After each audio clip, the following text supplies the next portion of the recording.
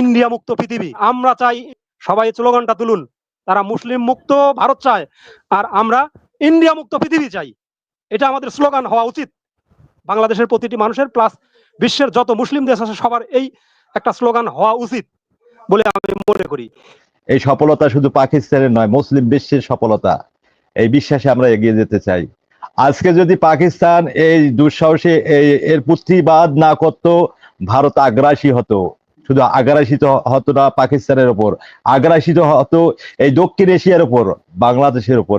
আগ্রাসী মনোভাবকে, তাদের যে একটা অহংকার ছিল, এটাকে দুমড়ে মুছড়ে ভেঙে দিতে সক্ষম হয়েছে ভারতের এই যুদ্ধটা বন্ধ করার জন্য মার্কিন যুক্তরাষ্ট্র থেকে পরামর্শ দেওয়া হয়েছে। আমার মাথায় আসে কি যে, এক হচ্ছে বাংলাদেশ আজকে 16টি জেট-এন-সি 16 ইউনিট অর্ডার দিছে।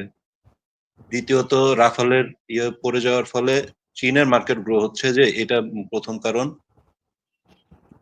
বৈশ্বিক পরিস্থিতিতে বিভিন্ন দেশ এই যুদ্ধে জড়িয়ে গেলে আমেরিকা তার পরাশক্তি হারাইতে পারে, দ্বিতীয় কারণ। বাকি দুই কারণ তো একটা মনির ভাই বলছিলেন যে ভারত নাস্তানাবুদ হচ্ছে। এখন তিনজন সমর্থবান ভাই থাকলে একজন পঙ্গু ভাইরে কেউ এসে সমর্থ দেখানোর চেষ্টা করলে সেই সমর্থ ভাইয়েরা তো পঙ্গু ভাইয়ের পক্ষ নিবেই।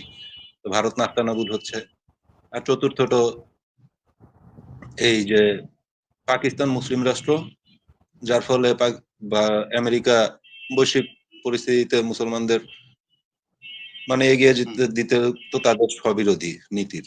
এই চারটা কারণে মোটামুটি আসলে দেখা যায় যে, কিন্তু আলোচকদের মধ্যে কাউকে কাউকে দেখছি আমি এমন আর কি স্কিপ করে যেতে, যে ভারত নাস্তানাবুদ হচ্ছে বা ভারত নিজের থেকে এ ধরনের মার্কিন যুক্তরাষ্ট্রের কাছে আবেদন জানাইছে যুদ্ধবিরতি দেওয়ার, এ ধরনের কথাগুলো না কেমন জানি মনির ভাই যখন আলোচকদের কাছে জিজ্ঞেস করতেন, আমি আর নাম না নেই, মনির ভাই কারোরকে তো অনেক ডিগনিফাই করে ফেলছেন, কিন্তু কেমন জানি মনে হলো কি উনি জিনিসগুলো আসলে ওইভাবে অ্যাকসেপ্ট করলেন না, স্কিপ করে এগুলো অ্যান্সার গুলা দিলেন। পরিষ্কার ভাবে স্ট্যান্ড নিলে না আসলে বুঝতে সুবিধা হয় যে কারো স্ট্যান্ড কার দিকে।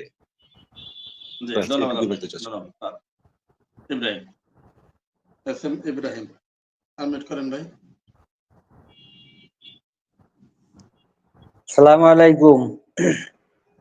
আজকে কলিমুল্লাহ স্যার আছে, আমার শ্রদ্ধেয় লিডার রবি ভাই আছেন, এনামুল হক মনির ভাই, সবাইকে আমার আসসালামু আলাইকুম। তো আমি যে কথাটা বলতে যাই, ভাই একটা কথা বলছেন যে ওই যুদ্ধ বিশ্বের কেউই চায় না, এক আর এক রাষ্ট্রের সাথে যুদ্ধ করুক, ক্ষয়ক্ষতি হোক, এটা কেউই চায় না। তবে আমি রবিবের কাছে একটা কথা জানতে চাই, সেটা হইলো কিছুদিন আগে একটা ওই ফেসবুকে দেখছিলাম যে ভারত পাকিস্তান যুদ্ধ করবে, তার ফাঁকে গোলাপি, আগে তো মানুষের একটা ছবি দেখছিলাম যে গোলাপি এখন ট্রেনে, গোলাপি তো ট্রেনে না, গোলাপি এখন ভারতে, সে ভারত থেকে নাকি বাংলাদেশের যুদ্ধের মাঝখানে ঢুকে পারবে বাংলাদেশ। এটা আসলে কতটুকু সত্য না মিথ্যা আমি জানি না, উনি ঢুকতে পারবে কিনা এইটাইলে আমার এই যুদ্ধ তো বিরতি হওয়ার পথে, না হওয়াটাই ভালো। এখন আওয়ামী লীগের কি অবস্থাটা হইবে আমি রবিবের কাছে এইটা জানতে চাই। ধন্যবাদ। জি ধন্যবাদ আপনাকে, ধন্যবাদ। আব্দুল হাকিম, আব্দুল হাকিম ক্যামেরা অন করেন, বলেন। সম্মানিত সঞ্চালক এনামুল হক মনির এবং বিজ্ঞ আলোচকবৃন্দ, আসসালামু আলাইকুম। দুজন বিশেষ মানুষ আছেন আজকে, তো দুজন বিশেষজ্ঞ একটা কথা বলেছেন যে উভয় দেশের কাছে নিউক্লিয়ার বোমা আছে, সে ভয়টা বাংলাদেশকেও তারা করতেছে, বা আন্তর্জাতিক ভাবে যাদের কাছে নিউক্লিয়ার থাকে তারা খুব ডিমান্ডেবল দেশ, তো পাকিস্তানের কাছেও নিউক্লিয়ার আছে, ইন্ডিয়ার কাছেও আছে। তারা যদি নিউক্লিয়ার ব্যবহার করতে চায়, আন্তর্জাতিক কোন নিয়ম বা নীতির ভিত্তিতে তারা নিউক্লিয়ার এত দ্রুত ব্যবহার করবে? একটা যুদ্ধ শুরু হলেই তো আর নিউক্লিয়ার ব্যবহার করা যায় না, তার তো একটা নিয়ম নীতি থাকার কথা আন্তর্জাতিক ভাবে। এক, আর দ্বিতীয় বিশ্বযুদ্ধের সময় জাপানের নাগাসাকিতে যে পারমাণবিক বোমা ফেলা হয়েছিল তার তেজস্ক্রিয়া 50 কিলো পর্যন্ত ছড়িয়েছিল। হয়তো এখন সেটাকে আরো ডেভেলপ করা হয়েছে, আরো উন্নত হয়েছে, 1000 কিলো পর্যন্ত যেতে পারে। তো এই 1000 কিলো পর্যন্ত যদি আসে, আর পাকিস্তান যদি ইন্ডিয়াতে পারমাণবিক মারে, সেক্ষেত্রে আমার মনে হয় না যে সীমানায় মারবে, কমপক্ষে 1000 কিলো ভেতরেই মারবে, আর সেক্ষেত্রে আমরা নিরাপদ থাকবো। এক, আর মূলত পাকিস্তান যে 9টা স্থানে হামলা করেছে এবং সফল ভাবে হামলা করেছে। এই যে রবি ভাই বলতেছিলেন যে কর্নেল সোফিয়া একটা বিবৃতি দিয়েছে। কর্নেল সোফিয়া বলছে যে স্কুল এবং হাসপাতালগুলোকে অ্যাটাক করা হয়েছে, আর পাকিস্তানের সেনারা বলছে যে না, নিখুঁতভাবে ইন্ডিয়ান আর্মির ক্যাম্পগুলোই ধ্বংস করা হয়েছে, যারা সেখান থেকে ধ্বংস করা হচ্ছিল, বিশেষ করে নৌঘাঁটি এবং বিমান বাহিনীর ঘাঁটিগুলোকে ধ্বংস করা হয়েছে। সেক্ষেত্রে রাফাল যে ধ্বংসের দিকে যাচ্ছে, ধ্বংস হয়েছে, তাদের মার্কেট পড়ে গেছে, সেই কারণেই কিন্তু যুদ্ধটা অতি তড়িঘড়ি করে বন্ধ। দেখেন, যারা যে দেশের 25 কোটির ওপরে মানুষ দারিদ্র সীমার নিচে বসবাস করে, তারা অন্য একটা দেশের সঙ্গে যুদ্ধ করতে যায়। তাদের হায়া লাজ লজ্জা যদি থাকতো, তারা এই কাজটা করতো না। এই 25 কোটি মানুষের জীবনযাত্রার মান উন্নয়নের দিকে লক্ষ্য করতো। প্রায় 20 কোটির উপরে মানুষ যারা অনির্দিষ্ট জায়গায় মল ত্যাগ করে, যেখান থেকে বিভিন্ন জীবাণু এবং রোগ জীবাণু ছড়ায়, তারা সেদিকে লক্ষ্য না করে অন্য একটা মুসলিম দেশের উপর অ্যাটাক করে। তারা চায় মুসলিম মুক্ত ভারত, আর আমরা চাই ইন্ডিয়া মুক্ত পৃথিবী। সবাই স্লোগানটা তুলুন, তারা মুসলিম মুক্ত ভারত চায় আর আমরা ইন্ডিয়া মুক্ত পৃথিবী চাই। এটা আমাদের স্লোগান হওয়া উচিত বাংলাদেশের প্রতিটি মানুষের, প্লাস বিশ্বের যত মুসলিম দেশ আছে সবার এই একটা স্লোগান হওয়া উচিত বলে আমি মনে করি। তো এখন এই নিউক্লিয়ার যুদ্ধটার নীতি কি হতে পারে সেদিকে একটু দুই বক্তার কাছে আমার বিশেষ প্রশ্ন, এটা একটু আলোচনা করবেন যে নিউক্লিয়ার বোমা ব্যবহার করার কি নীতি আছে আন্তর্জাতিকভাবে। ধন্যবাদ মনির ভাই আমাকে সুযোগ দেওয়ার জন্য। আসসালামু আলাইকুম। জি, ধন্যবাদ আপনাকে, ধন্যবাদ। বিল্লাল, এমডি বিল্লাল, আনমিউট করেন ভাই, কোনো প্রশ্ন থাকলে বলুন। বিল্লাল। আসসালামু আলাইকুম। আমার আমার প্রশ্ন হয়েছে রবিবার কাছে, বিএনপির নেতা। আমার প্রশ্ন হয়েছে যে বাংলাদেশ হয়েছে ভারতের দুশ্মন না পাকিস্তান ভারতের দুশ্মন? বাংলাদেশে হয়েছে নরেন্দ্র মোদী শেখ হাসিনার দেশের বাড়ি গোপালগঞ্জে, শ্বশুর বাড়ি। নরেন্দ্র মোদীর শ্বশুর বাড়ি হচ্ছে বাংলাদেশে। এই বাংলাদেশে আমরা নরেন্দ্র মোদীরও ঢুকতে দিতেছি না, আমরা শেখ হাসিনারও দেশে ঢুকতে দিতেছি না।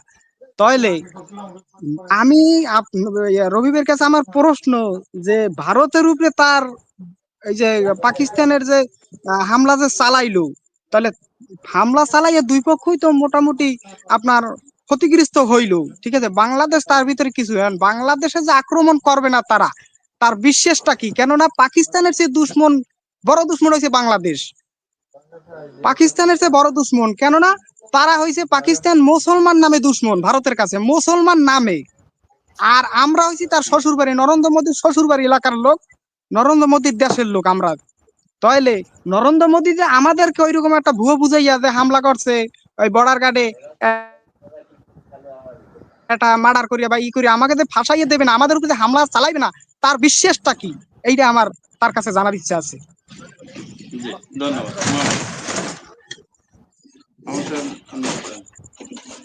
সম্মানিত উপস্থিতি, আসসালামু আলাইকুম। মনির ভাই, আপনাকে অন্তর থেকে সম্মান জানাচ্ছি। রবি ভাই, আবারও আপনাকে সালাম জানিয়ে শুরু করতেছি। আজকে আমরা একটা বিশাল আশঙ্কা থেকে মুক্ত হইলাম যে আমরা যারা মুসলিম, নিজেদেরকে মুসলিম হিসেবে দাবি করি, আমাদের একটা মনে বিশ্বাস জাগলো যে আমরা মুসলিমরা পারি। আমাদের যদি সাহস থাকে, আল্লাহর প্রতি দৃঢ় বিশ্বাস থাকে, আর এই বিশ্বাসের কারণে আমরা জয়ী হতে পারি, এর প্রমাণ দিলাম। ফজরের সময় হঠাৎ দেখে পাকিস্তান মানসুর নামে যে আল্লাহর নাম শপথ করি, সীসাঢালা প্রাচীরের অর্থ হচ্ছে সীসাঢালা প্রাচীরের ন্যায় তারা যে আক্রমণ করলো, এই আক্রমণে আমরা সফল হয়ে গেছি। মুসলিম বিশ্ব সফল। এটা বাংলাদেশের একটা সফলতা। আমরা যদি একটু বুঝতে চেষ্টা করি, এই সফলতা শুধু পাকিস্তানের নয়, মুসলিম বিশ্বের সফলতা। এই বিশ্বাসে আমরা এগিয়ে যেতে চাই। আজকে যদি পাকিস্তান এই দুঃসাহসে এর প্রতিবাদ না করতো, ভারত আগ্রাসী হতো। শুধু আগ্রাসিত হতো না পাকিস্তানের ওপর, আগ্রাসিত হতো এই দক্ষিণ এশিয়ার উপর, বাংলাদেশের উপর। আগ্রাসী মনোভাবকে, তাদের যে একটা অহংকার ছিল, এটাকে দুমড়ে মুছড়ে ভেঙে দিতে সক্ষম হয়েছে পাকিস্তান। এই জন্য পাকিস্তান আমাদের জন্য একটা আদর্শিক, এক্ষেত্রে আদর্শিক হবে। আমি পুরা বিষয়ের উপর আদর্শিক বলবো না, তাদের যে আদর্শিক, এই আদর্শিক নীতিতে আমাদের সক্ষমতা বাড়াতে হবে, অস্ত্রের সক্ষমতা বাড়াতে হবে। ভারতের কাছ থেকে আমাদের নিরাপত্তার জন্য অস্ত্রের সক্ষমতা গুলান বাড়াতে হবে।